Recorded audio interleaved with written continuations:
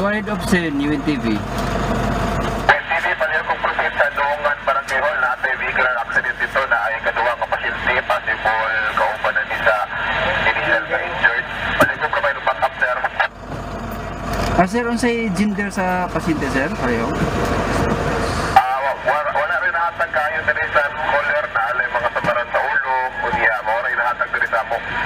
Nakaupo pa sa kalye ang isang motorcycle rider ng datnan ng UNTV News and Rescue sa Upper Doongan, Butuan City alas 9:30 kagabi, May 2. Nagtamo ng mga sugat sa iba't ibang bahagi ng katawan at iniinda ang pananakit sa kanang braso at kaluwang hita ang biktima.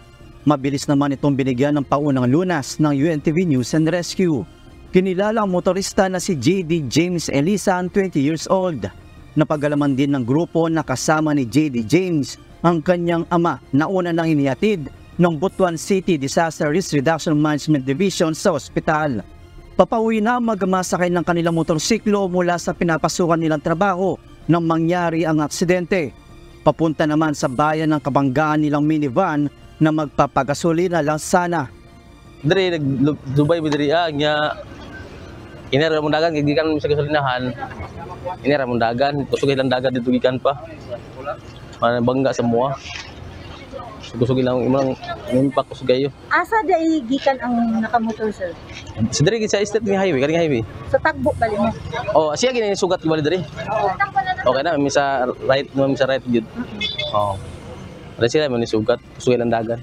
Pinuntahan naman ng barangay official sa tanod na nakarinig ng malakas na nakalabog ang area at nakita nila ang dalawang sasakyan na nagbanggaan at mga sugatan na nasa kalye. Nahi may nadungog nga kusugay nga kon paka ba. Murag discuss gyud.